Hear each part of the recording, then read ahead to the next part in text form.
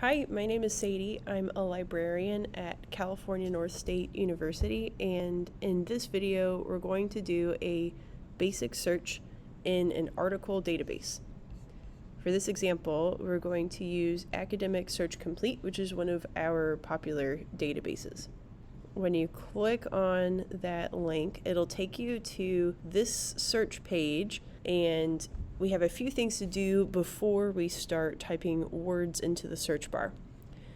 We want to look at these search options and make sure that we have full text and peer-reviewed checkmarked right here. This is going to make sure we're only looking for peer-reviewed articles with the full text available right away. Okay, now we're ready to start our search. Let's say I'm doing a research project on mental health. I'm going to start then with the first term that comes to mind, and that is mental health. You can see the number of results that you get here. On the left-hand side, you can further narrow down by things like the date, and you can also further narrow down with these options here.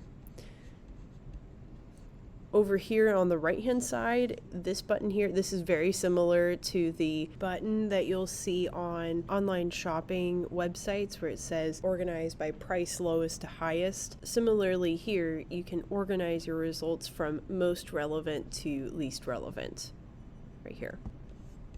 And sometimes that pulls really good articles to the very top of your search results. Now that we're browsing through the results, it's time to try to narrow down the results to the most relevant articles to my research project. So I'm going to browse through and get ideas from these results by looking at this subjects line and finding more key terms that I can use, and also just looking for articles that I am interested in. I'm going to search for mental health in children. All right, that already narrows down our results quite a bit.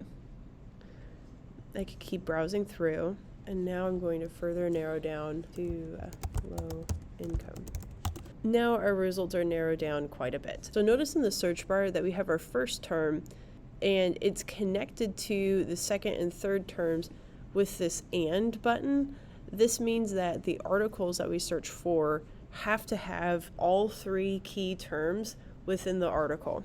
Say you were looking for articles on the mental health of either children or teens. You can do that. We would replace this with teens, and then you would change this and button to say or. And now your search reads articles on the mental health of either children or teens. And you'll see this reflected in your search results. We should have more with this, and we do. If you want articles on the mental health of both children and teens together, we would change this button to and you'll see that your search results get smaller because it's more specific.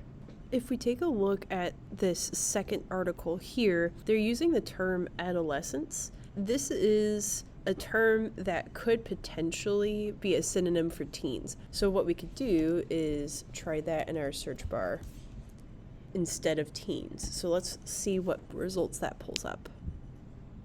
This could potentially pull more relevant articles for us. It's important to try synonyms to make sure you're doing a thorough search. And there you go. You can do a basic search in just a couple of minutes.